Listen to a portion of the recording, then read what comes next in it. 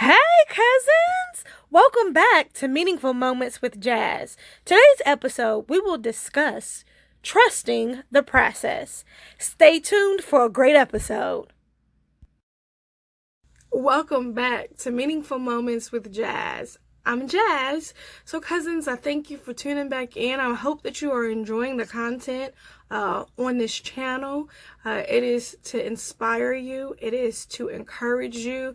It is to also be real with you and for me to be transparent and authentic with you. My desire is to share the wisdom nuggets that I've experienced through my life experiences, through the ups and the downs, through the mountaintops and the valley lows, right? Because we all have them. We are all subject to having good and bad times. So today, I wanted to talk to you all about trusting the process, okay?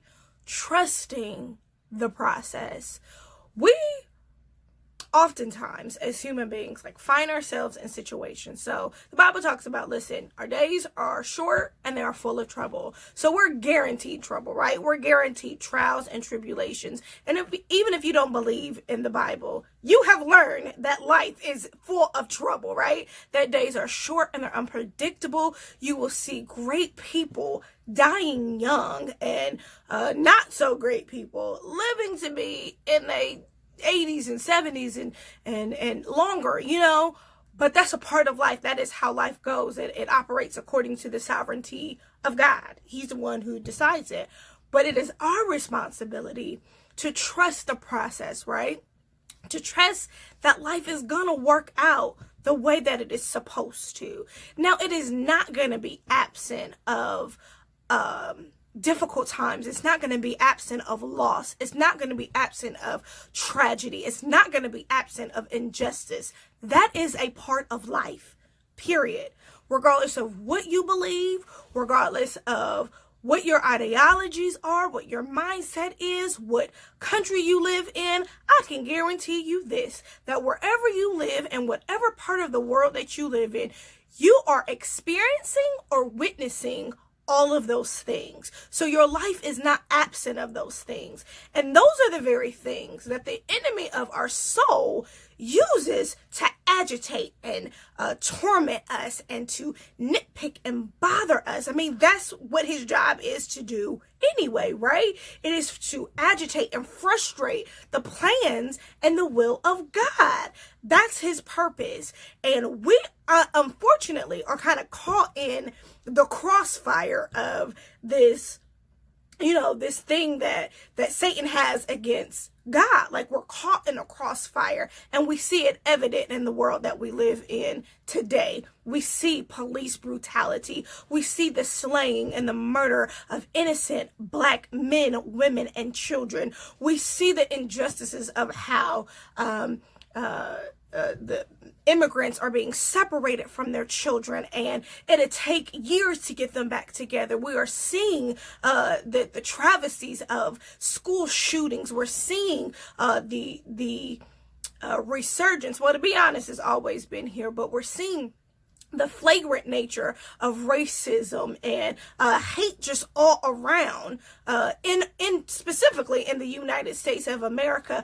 But I could bet my bottom dollar that it's also happening in other countries in the world. So I said all that to say that those things are a part of life, honey, that we don't have no control over those. Those are things that are just happening, and we don't get to decide if that's going to happen or not. But what we do get to decide is how we respond to that, how we then navigate and interact with the world and with our God, okay? We get to decide that.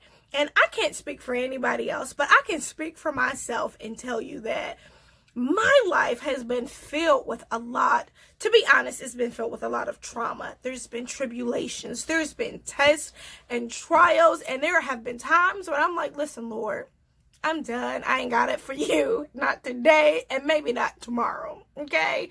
Now, I know some of you, people who are super spiritual are like, oh, girl, don't say that. But it's the honest to God truth.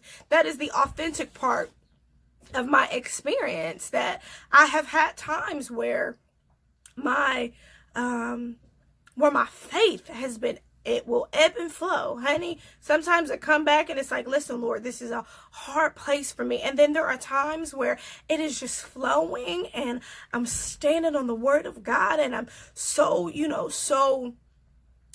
confident that he will do exactly what he said that he will do. But then there are other times, and I can speak specifically for myself. My husband and I have been married for a couple of years, and we have been trying to conceive. We had gotten pregnant right before we got married.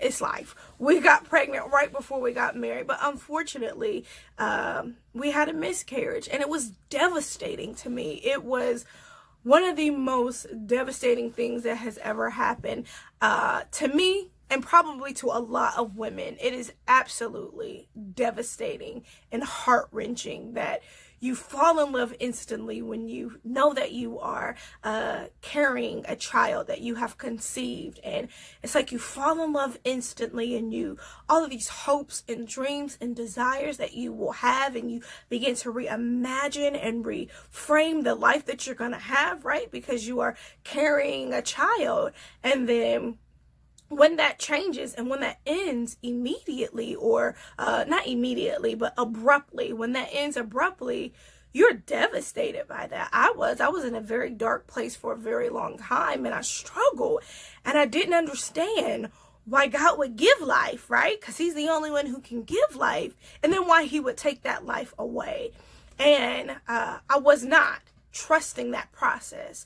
I fought against it. I cried. I was angry. I laid in the bed for days on end. I was depressed. It was a bad time for me. And to be honest, that was 2 years ago, and I still struggle with that because we have not yet conceived again. Now, I do believe that God is going to do exactly what he said he was going to do. However, it's just not time yet. Went through all of the fertility things, and they're like, hey, we don't know why. Everything looked fine to us. So we don't know why you haven't conceived. And I have to conclude, like my husband said, that is all based off of the timing of God. And we have to learn how to trust the process. And I'll leave this last analogy, like with a washing machine. In order for your dirty clothes that you have worn, that you have soiled, that you've worn out into the world, and they have been tainted and been saturated by the world and your experiences and all of those things, in order to get that clean, you have to take your clothes off and put them in a washing machine. And that washing machine does not just lightly, wash it off like, oh, this is just such a lovely process. No, it has to be agitated. Literally, the thing in the middle of the washing machines, well, the older washing machines, and even in the newer ones, they still have to be agitated. They still have to spin. They still have to move back and forth and put some type of pressure on those clothes and a force on those clothes to remove the dirt, okay? To remove what is not supposed to be there, so it can then come out as a clean garment. The same is with us.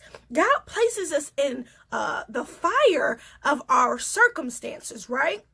The fire of our trials and our tribulations, and he puts us in there like gold gets put into fire, and he places us in that to make sure that those things that are not supposed to be, so our pridefulness, hatefulness, arrogance, even depression and anxiety, those things are not from God. They are human experiences, but they're not from God. So he places us in the fire to refine us. And anything, just like with gold, when you place gold in fire and you leave it there, these things, something starts to happen. These impurities start to rise to the surface, and then the blacksmith removes the impurities off of the top, but he keeps it in that fire until he can see his reflection back in that gold. And the same is with us when we are being processed through life, that God is going to leave us in the fire of our life circumstances, in the process of our life circumstances. And we have to learn, so we're not, honey, every other minute asking God to take us out the fire. but that we begin to rest and trust the process. Yes, you are going to have painful times. Yes, you're going to have difficult times. Yes, you're going to have times of loss. There are going to be times in some of our lives where you're going to be broke. But that's a part of the process. There are times in some of our lives where you're going to have surplus and more than enough, and you'll be wasteful and not a good steward. It's part of the process. You got to trust it. There's going to be times when you have great days. There's going to be times when you have bad days. There's going to be times when you have feast, and there's going to be times of famine. But you have to trust the process. And if we be honest, it's not hard to trust the process when things are going well. It's really difficult to trust the process when things are challenging, when things are not going the way that we thought and that we saw and that we envisioned our life to be. But I tell you this, my cousins, I encourage you to learn to lean into the process and trust the process and trust that it's going to all work out for your good, okay? It's gonna all work out. However it goes, it's gonna all work out for your good. So I just want to encourage you, my cousins, to lean in to the process, to trust the process, to rest, okay, in that process. Because that agitation, that frustration, those trials, those tribulations, those injustices are working a far and exceeding mightier work in you that you might not even understand right now. So I encourage you, be encouraged, baby. Be encouraged. Know that it ain't the end. If you yet breathing, there is yet another day, okay? If you are still this side of heaven and this side of the earth, the grave, it is yet time. So God bless you. Thanks so much. Be sure to share, like, and subscribe to this channel. Also, click the little bell in the corner, whatever corner it's in. Click that bell. You know where it is. Click the bell so you can receive notifications for the next times that I update and upload new videos. Thanks so much. God bless you. Love you, cousin. See you next time. Thank you so much for watching, cousins. Remember, if you would like to submit questions, topics, or comments, you can email those to meaningful.moments.withjazz@gmail.com. Love you.